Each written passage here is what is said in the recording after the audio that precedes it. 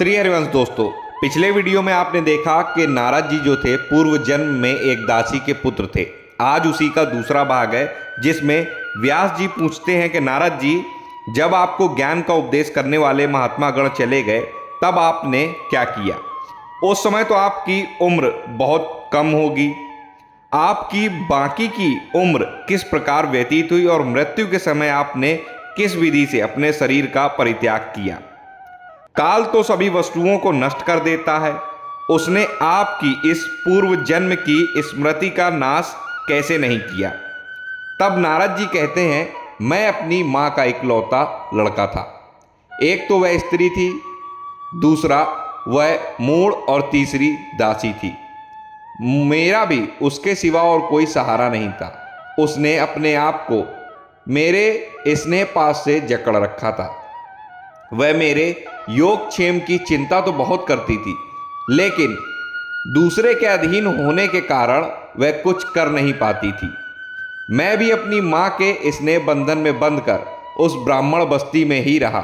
मेरी अवस्था केवल 5 वर्ष की थी। मुझे दिशा, देश और काल के संबंध में कुछ भी ज्ञान नहीं था। एक दिन की बात है, मेरी माँ गाय को दूहने के लिए रात के समय घर से बाहर निकली। रास्ते में उसके पैर से सांप छू गया। उसने उस बेचारी को डस लिया। उस सांप का क्या दोष, काल की ऐसी ही प्रेरणा थी। मैंने समझा, भक्तों का मंगल चाहने वाले भगवान का यह भी एक अनुग्रह ही है। इसके बाद मैं उत्तर दिशा की ओर चल पड़ा। उस ओर मार्ग में मुझे अनेकों धन धान्य से संपन्न देश, नगर, गांव और रंग बिरंगी धातुओं से युक्त विचित्र पर्वत दिखाई पड़े। उन पर पक्षी तरह तरह की बोली बोल रहे थे और भौरे मंडरा रहे थे। यह सब देखता हुआ मैं आगे बढ़ा। चलते चलते मेरा शरीर और इंद्रियां थक गई। मुझे बड़े जोर की प्यास लगी। भूखा तो मैं था ही।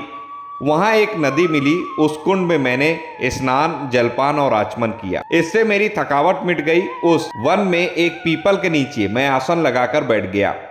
उन महात्माओं ने जैसा मुझे बताया था, अपने हृदय में रहने वाले परमात्मा के उसी स्वरूप का मैंने मन ही मन ध्यान करना शुरू किया। भक्ति भाव से वशीकृत भगवान के चरण कमलों का ध्यान करते ही भगवत प्राप्ति की लालसा से मेरे नेत्रों में आंसू छलक आए और हृदय में धीरे धीरे भगवान प्रकट हो गए।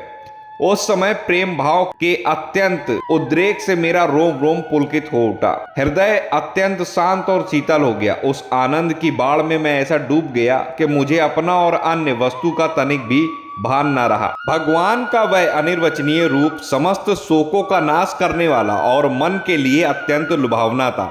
सहसा उसे न देख मैं बहुत विकल हो गया और अपने आसन से उठ खड़ा हुआ। मैंने उस स्वरूप का दर्शन फिर करना चाहा, लेकिन मन को हृदय में समाहित करके बार बार दर्शन की चेष्टा करने पर भी मैं उसे नहीं देख सका।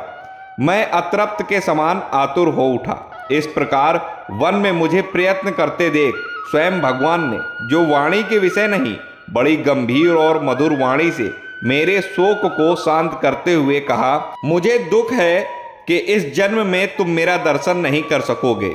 जिनकी वासनाएं पूर्ण शांत नहीं होती, उन अधकचरे योगियों को मेरा दर्शन अत्यंत दुर्लभ है। बालक, तुम्हारे हृदय में मुझे प्राप्त करने की लालसा जागृत करने के लिए ही मैंने एक बार तुम्हें अपने रूप की झलक दिखाई। मुझे प्राप्त करने की आकांक्षा से युक्त साधक धीरे धीरे हृदय की संपूर्ण वासनाओं का भली भांति त्याग कर देता है। अल्पकालीन संत सेवा से ही तुम्हारी चित्त वृत्ति मुझ में स्थिर हो गई है। अब तुम इस प्राकृत मलिन शरीर को छोड़कर मेरे पार्षद हो जाओगे। मुझे प्राप्त करने का तुम्हारा यह दृढ़ निश्चय कभी किसी प्रकार नहीं टूटेगा। समस्त सृष्टि का प्रलय हो जाने पर भी मेरी कृपा से तुम्हें मेरी स्मृति बनी रहेगी। तभी से मैं लज्जा संकोच छोड़कर भगवान के अत्यंत रहस्यमय और मंगलमय मधुर नामों और लीलाओं का कीर्तन और स्मरण करने लगा। कुछ समय बाद जैसे एकाएक बिजली कौंध जाती है, वैसे ही अपने समय पर मेरी मृत्यु आ गई। मुझे शुद्ध भगवत पार्षद शरीर प्राप्त होने का अवसर आने पर प्रारब्ध कर्म समाप्त हो जाने के कारण पांच भौतिक शरीर नष्ट हो गया। कल्प के अंत में जिस समय भगवान नारायण जल में शयन करते हैं उस समय उनके हृदय में शयन करने की इच्छा से सारी सृष्टि को समेटकर ब्रह्मा जी जब प्रवेश करने लगे, तब उनके श्वास के साथ मैं भी उनके हृदय में प्रवेश कर गया। 1 सहस्त्र चतुर्युग बीत जाने पर जब ब्रह्मा जागे और उन्होंने सृष्टि करने की इच्छा की, तब उनकी इंद्रियों से मरीच आदि ऋषियों के साथ मैं भी प्रकट हो गया। तभी से मैं भगवान की कृपा से वैकुंठ आदि में और तीनों लोकों में बाहर और भीतर बिना किसी रोक टोक के विचरण किया करता हूँ। आशा करता हूँ ये वीडियो आपको पसंद आया होगा। नारद जी के पूर्व जन्म की कथा आपको अच्छी लगी होगी। अगर वीडियो पसंद आया हो तो वीडियो को लाइक करके कमेंट में जय श्री हरि जरूर लिखें। मिलता हूँ अपने अगले वीडियो में नई रोचक जानकारी के साथ। तब तक राधे राधे।